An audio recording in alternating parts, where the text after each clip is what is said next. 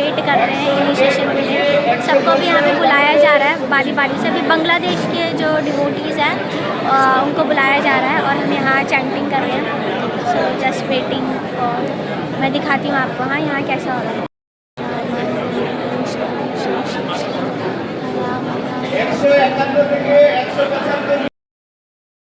Hopefully आप सभी अच्छे होंगे, हैप्पी होंगे और हेल्दी होंगे। सो ये जो वीडियो मैं बनाने जा रही हूँ ये मेरी लाइफ का one of the most important day था जिसके बारे में बताने जा रही हूँ। सो मैं मायापुर तो पहले चली गई थी अपनी दीक्षा सेरेमनी से पहले, क्योंकि एक्चुअली होता क्या है, गौर पूर्णिमा से पहले जो है कुछ फेस्टिवल चलते हैं और जैसे श्रवण उत्सव चलता है जिसमें जो है भागवतम की कथा, श्री चैतन्य चरितामृत की कथा, उन सब के बारे में बताया जाता है। और गौर पूर्णिमा एक्चुअली हम गौड़ीय वैष्णव संप्रदाय के लिए सबसे बड़ा बहुत ही ज़्यादा महत्वपूर्ण फेस्टिवल है। और गौरंगा महाप्रभु हम सभी जानते हैं जो कि कलयुग में राधा कृष्ण के एक ही कॉम्बिनेशन में आए थे, जो कि राधा रानी का भाव लेके आए थे और शरीर जो है भगवान श्री कृष्ण का लेके आए थे। ठीक है, तो श्री कृष्ण चैतन्य राधा कृष्ण ना ही अन्य, महाप्रभु चैतन्य महाप्रभु राधा कृष्ण के कॉम्बिनेशन अवतार हैं इस कलयुग में। और उन्होंने ही हरिनाम संकीर्तन फैलाया, पूरे विश्व भर में उन्होंने हरिनाम संकीर्तन कराया। और उनका प्रभाव ऐसा था, मतलब वो राधा कृष्ण से अलग नहीं है, वो स्वयं राधा कृष्ण है, बट क्या है कॉम्बिनेशन में और भी ज़्यादा पावरफुल में है। ठीक है, और बहुत ही ज़्यादा दयालु हैं। तो उनका जो हरिनाम संकीर्तन था वो इतना ज़्यादा मतलब पावरफुल था कि उनके पीछे पीछे जानवर भी, शेर, हाथी, भालू, चीता सब जो है डांस करते थे उनके हरिनाम संकीर्तन में। तो इतना ज़्यादा उनका प्रभाव पड़ा। और फिर समय जैसे बीतता गया, फिर उसके बाद मुगलों का राज्य हो गया, तो उसके कारण जो है फिर ये जो संप्रदाय है, ये जो हरिनाम संकीर्तन है, ये जो है क्षीण होते गया, मतलब ये डिसअपियर होते गया। लेकिन उसके बाद फिर से इसको जो है इस्कॉन के जो हमारे आचार्य हैं उन्होंने जो है जो मतलब शुद्ध भक्त हैं इस्कॉन गौड़ीय ब्रह्म गौड़ीय संप्रदाय से आ रहे हैं, उन्होंने इसे फिर से उगार्जित करा, मतलब फिर से इसको डेवलप किया। ठीक है, सॉरी मैं हिंदी में उतनी मतलब शब्द में से बोले नहीं जाते। तो ऐसे जो है ये संकीर्तन हुआ आ रहा है। और हमारा मेन मिशन ही यही है कि कलयुग में देखो जब सतयुग था तो लोग जो है ध्यान करते थे और कई हज़ार सालों तक ध्यान करते थे। आजकल हम 1 मिनट भी ध्यान नहीं लगा पाते। तो सतयुग में अलग वे था भगवान को प्राप्त करने का, कि ध्यान लगा के जो है भगवान को प्राप्त कर सकते हैं। ठीक है, और त्रेता युग में क्या था कि चलो ठीक है यज्ञ कर लो, ठीक है, लेकिन यज्ञ के लिए भी कैसे सामान चाहिए, शुद्ध। पहले आजकल तो कोई भी चीज़ शुद्ध नहीं है, पानी तक शुद्ध नहीं है, आजकल पानी में भी मिलावट है ना। तो उस समय भगवान को यज्ञ करके जो है प्रसन्न किया जाता था। ठीक है, भगवान की भक्ति प्राप्त की जा सकती थी। उसके बाद आया द्वापर युग, उसमें क्या था, अर्च विग्रह की सेवा, मतलब भगवान के जो विग्रह हैं उनकी सेवा करना, डीटी वर्शिप करना, लेकिन कैसे, प्योरिटी के साथ। अब कलयुग में तो ये तीनों की तीनों चीज़ें अप्लाई होती नहीं है, क्योंकि कलयुग का तो भगवान को पता है भैया कि इनका तो मतलब इनका तो जय श्री राम ही, इनका तो भगवान ही कुछ करे, इनका और कुछ, क्योंकि कलयुग के लोग बुद्ध जीव इतने ज़्यादा पतित हैं, इतने ज़्यादा पतित हैं कि फिर चैतन्य महाप्रभु आए और उन्होंने हरिनाम संकीर्तन को फैलाया, उन्होंने हरे कृष्ण महामंत्र दिया। और इस सिर्फ और सिर्फ हरे कृष्ण महामंत्र को करके हम जो पतित आत्माएं हैं भगवान को प्राप्त कर सकते हैं, क्योंकि भगवान के नाम में और भगवान में कोई भी अंतर नहीं है। अगर हम हरे कृष्ण महामंत्र को शुद्धता से लेंगे, निष्ठा से लेंगे, तो हमें जल्द से जल्द कृष्ण भक्ति, कृष्ण प्रेम जो है प्राप्त हो जाएगा। तो इस वजह से श्री चैतन्य महाप्रभु, गौरंगा महाप्रभु आए। और गौर पूर्णिमा हमारे लिए सबसे बड़ा फेस्टिवल होता है और इस बार तो बहुत ही ज़्यादा स्पेशल था, क्योंकि 500 साल पहले उस टाइम पे चंद्र ग्रहण लगा था और इस बार भी चंद्र ग्रहण लगा था।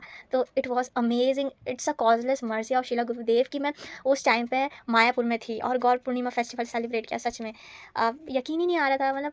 और ग्लोरीज टू शिला गुरुदेव, वरना हम में क्या कैपेसिटी है, हम हमारे अंदर कोई ऐसी कैपेसिटी नहीं है कि हम ये सोचे कि अच्छा मैंने कोई अच्छे कर्म किए होंगे। नहीं बाबा नहीं, हम कितने क्यों ना अच्छे कर्म कर ले, इतनी बड़ी कृपा हम प्राप्त कर ही नहीं सकते। वो तो वैष्णवों की, गुरु की, हमारे जो आचार्य हैं उनकी कृपा, कॉजलेस मर्सी है, जिस वजह से हम जो है ऐसी कृपा कृपा प्राप्त कर पाते हैं।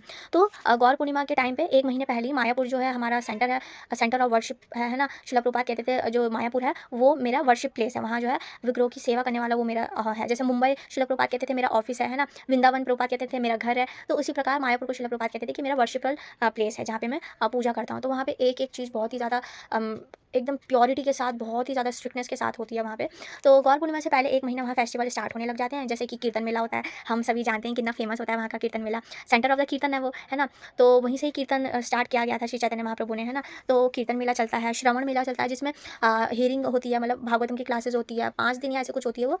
और उसमें भागवतम, चैतन्य चरितामृत, इन सारी कथाओं के बारे में जो है श्रवण चलता है, बहुत सुंदर कथा जो है चलती है। और उसके बाद होता है नवमंडल परिक्रमा, यानी कि 9 आइलैंड, जो 9 द्वीप हैं, वो 9 द्वीप जो है अलग अलग प्रकार से डेडिकेट किए गए हैं। जैसे गोद्रुम द्वीप जो है कीर्तन के लिए किया गया है, जो नवदा भक्ति है हमारी उसको डेडिकेट किया गया है। तो 9 द्वीपों की हम जो है परिक्रमा करते हैं हर साल। और आपको अगर कैंप में रहना है तो आप कैंप में भी रुक सकते हो उस द्वीप में, बहुत ही अच्छा अमेजिंग एक्सपीरियंस होता है। वो भी मैं आपको बताऊंगी कि मैंने फर्स्ट टाइम मेरा कैंप था। लास्ट 2 ईयर से तो मैं मायापुर चले जाती थी वापस परिक्रमा खत्म होने के बाद, और क्योंकि मुझे मतलब शिला गुरु महाराज के दर्शन करने होते थे, क्लास अटेंड करनी होती थी, तो इस वजह से। सो इस बार मैंने जो है मैं कैंप में रुकी, तो बहुत ही अमेजिंग एक्सपीरियंस था। मैं बता रही हूँ, अगर आपने ये नहीं किया ना तो आपने क्या किया, आपको कुछ नहीं कर रहे, तो मैं सबको बोलूँगी एक बार नवमंडल परिक्रमा ज़रूर अटेंड कीजिए। सो अलग अलग ग्रुप होते हैं, जैसे इंटरनेशनल ग्रुप होता है, साउथ इंडियन ग्रुप होता है। सो अलग अलग ग्रुप के जो है होते हैं। सो परिक्रमा खत्म होने के बाद हमारी जो दीक्षा थी वो 5 मार्च को थी। सो मैं ज़्यादा वीडियो बना नहीं पाई, to be honest, I am very sorry. आप लोग भी बोलते होगे यार ये कैसे व्लॉग बनाती है ये, बट देखो जो मायापुर में ना मैं बिल्कुल भी फ़ोन नहीं चला रही थी सच में। मैं अभी मैंने देखना स्टार्ट किया है फ़ोन को। मैं जो बस घर वालों से बात करती थी रात को कि हाँ मैं ठीक हूँ और आप लोग कैसे हो, मतलब प्रसाद वसाद पाया ये सब। उसके बाद फिर मैं और किसी से मेरी ज़्यादा बात नहीं होती थी, क्योंकि देखो अगर आप धाम में हो, हम धाम बार बार नहीं जा रहे, तो हमें कृष्णा कॉन्शियस, देखो यहाँ तो हम हमारी कॉन्शियसनेस ख़राब रहती है, ठीक है, कॉलेज का काम है, ऑफिस का काम है, घर है, गृहस्थी है, सब कुछ देखना है। लेकिन अगर आप धाम में हो तो आप कुछ ही दिन के लिए जा रहे हो, तो एटलीस्ट धाम में तो आप कोशिश करो फुल्ली कृष्णा कॉन्शियसनेस होने की। और धाम की तो पावर ही ऐसी है कि वहाँ की बात ही कुछ अलग है कि आपको हमेशा शुद्ध भक्त दिखते हैं आपको। हाँ, आपको भक्तों के दर्शन हो रहे हैं कंटिन्यूसली, आपको कुछ ना कुछ सीखने को मिल रहा है।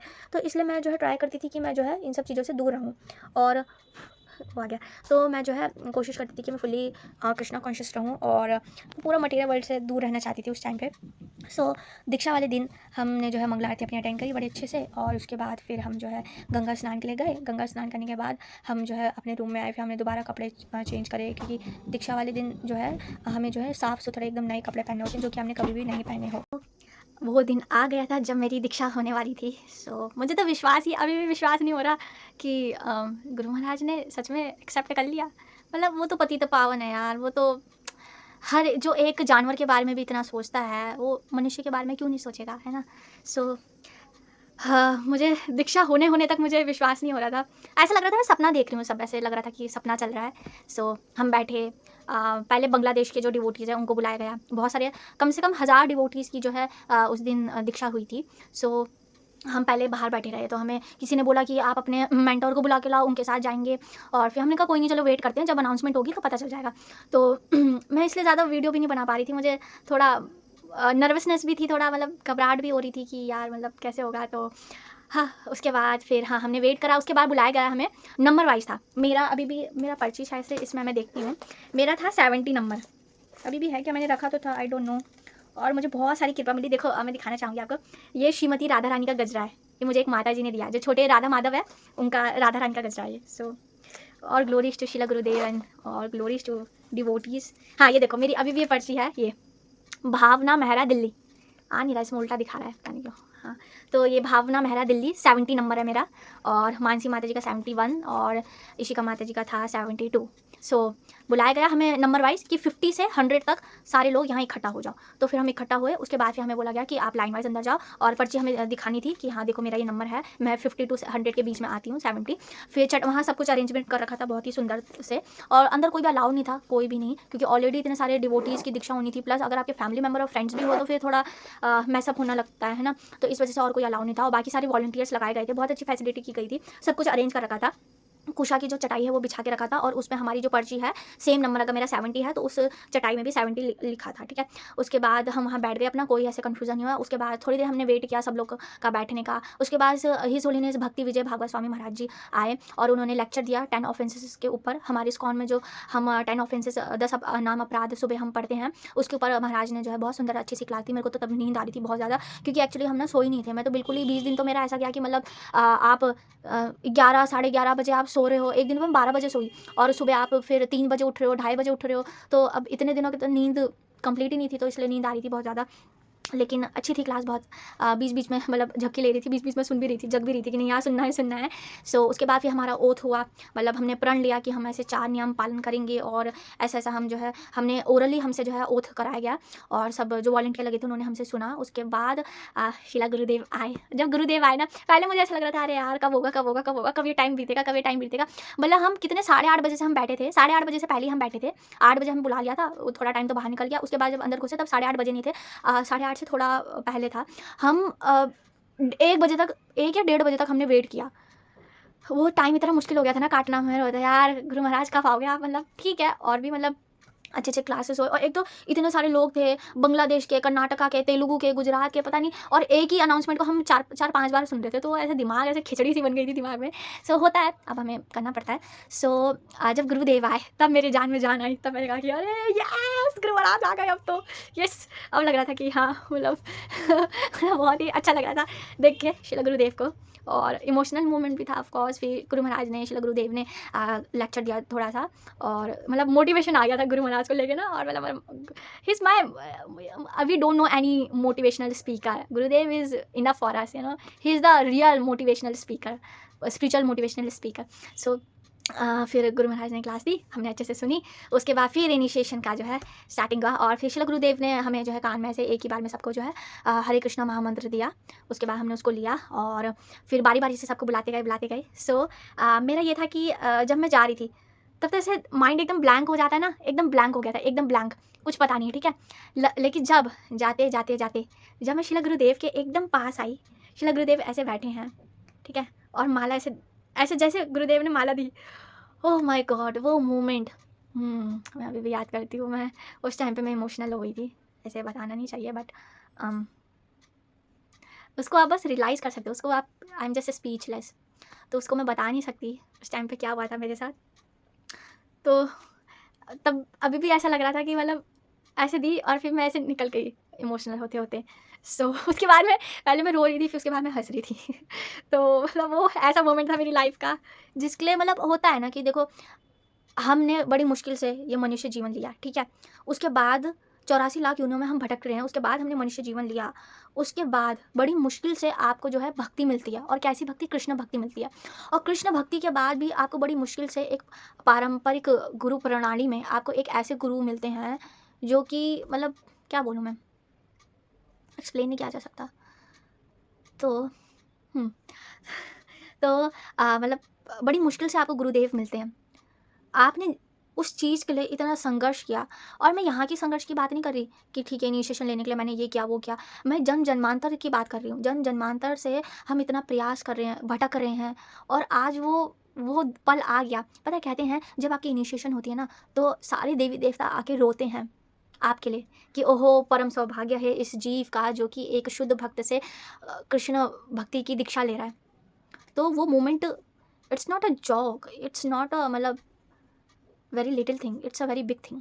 सो सारे मोमेंट, सारे इमोशन उस वक्त आते हैं कि मतलब उस टाइम पे मुझे ये ऐसे आ रहा था कि हे गुरुदेव, मैं कई जन्म जन्मांतर से भटक रही हूँ, ये जो आत्मा हूँ मैं, इस शरीर की बात नहीं कर रही, मैं एक 21 साल की लड़की नहीं बोल रही हूँ, मैं एक सोल बोल रही हूँ कि हे गुरुदेव, मैं कई जन्म जन्मांतर से भटकते हुए आ रही हूँ, और आज आपने मुझे आखिर एक्सेप्ट कर ही लिया, जिसके लिए हम इतना तड़प रहे थे, जिसके लिए हम इतनी लाखों योनियों से गुजर रहे हैं, दर्द सह रहे हैं, कलयुग के माया के फटकार पा रहे हैं, और आज वो मोमेंट आ गया जब आप मुझे दीक्षा दे रहे हो, जब आप मुझे जो है गोलोक लेके जाओगे।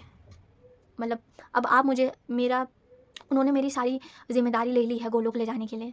तो वो मोमेंट कैसे मैं ऐसे मतलब वो कर सकती हूँ ना। सो ऐसा था। उसके बाद दीक्षा हो गई। दीक्षा होने के बाद हमने जो है हमारा यज्ञ हुआ। यज्ञ होने के बाद जो है हमने जो है आहुति दी अग्नि में। उसके बाद हमने यज्ञ के फेरे लगाए। उसके बाद हमें जो है मिनिमम 5 लोगों से हमें जो है भिक्षा माँगनी थी। सो हमने 5 से ज़्यादा ही माँग ली थी, और पहले तो हमें अपना नाम ही नहीं पता। मैंने तो अपना नाम सुना ही नहीं, बिल्कुल भी नहीं सुना। मेरा नाम किसी ने भी नहीं सुना। मानसी माता जी, सॉरी, मिनीषी माता जी ने भी नहीं सुना था। क्योंकि मेरे को नाम-वाम से कोई मतलब नहीं था। मेरे को बस था कि गुरुदेव को देखना है, बस उसी में ही हो गया जो हो गया। सो बाद मुझे, हमें अपना नाम ही नहीं पता चला। मुझे अपना नाम 4 बजे के बाद, साढ़े 4 बजे मुझे अपना नाम पता चला। क्योंकि हम जब सब कुछ हो गया, यज्ञ वगैरह हो गया, हमने भिक्षा भी ले ली, तो हम जेपीएस ऑफ़िस गए। तो वहाँ जाके हमने जो है पूछा कि हमें अपना नाम कब पता चलेगा? तो उन्होंने बोला कि आपको जो है 4 बजे के बाद आना, 4 बजे के बाद आपका नाम पता चल जाएगा। हमने कहा ठीक है। तो हम तब भिक्षा माँग रहे थे। उसके बाद फिर हम प्रसादम के लिए गए, हमने प्रसादम पाया, और उसके बाद फिर साढ़े 4 बजे मुझे अपना नाम पता चला कि मेरा नाम जो है भावेश्वरी सत्यभामा देवी दासी, गुरु महाराज ने मुझे नाम दिया। पहले मेरे को नाम सुन के हुआ कि अरे यार, गुरु महाराज ने कैसे नाम दिया है? और मतलब हम तीनों के थोड़े अजीब-अजीब से नाम थे। मानसी माता जी का मिनीषी मंगलाया नाम था, और इशिका माता जी का जीव पावनी, मतलब जया जीव पावनी चित्रा था। तो मतलब मुझे ये हो रहा था कि यार, मेरे उसमें निताई क्यों नहीं आया, गौरंगा क्यों नहीं आया? क्योंकि मैं चाहती थी कि मेरे उसमें ना गौरंगा ऐसे कुछ के नाम आए, या निताई करके कोई नाम आए, गौ निताई से रिलेटेड कोई नाम आए। लेकिन फिर जब मतलब पहले तो समझ ही नहीं आया कि नाम कैसा है ये। उसके बाद जब नाम का मीनिंग पता चला, तो तब मुझे अच्छा लगा कि यार, thank you so much Guru Maharaj. मुझे दीक्षा ही दे दी, वो ही बहुत बड़ी बात है ना? तो नाम भी फिर मुझे बहुत अच्छा लगा, गुरुदेव ने जो दिया है मुझे नाम। सो ये था मेरा दीक्षा का जर्नी। सो अगर आप लोगों को पसंद आया हो तो प्लीज़ आप इसे लाइक करिए, शेयर कीजिए एंड सब्सक्राइब कीजिए, और इस जो ये आंदोलन है इसमें सहयोग दीजिए, इस चैनल को सब्सक्राइब करके, शेयर करके, लाइक करके, कमेंट करके। सो मैं आप सभी से जो है ब्लेसिंग चाहती हूँ, आप सभी से प्रेयर्स चाहती हूँ। प्लीज़ आप सब मेरे लिए प्रे करिए और मुझे ब्लेसिंग दीजिए अपनी, कि मैं शिला गुरुदेव के इस आंदोलन में थोड़ा सा भी कुछ प्रयास कर सकूँ। I need your prayers. सच में मुझे आप सबकी प्रेयर्स की बहुत ज़्यादा ज़रूरत है, आप सबके आशीर्वाद की ज़रूरत है।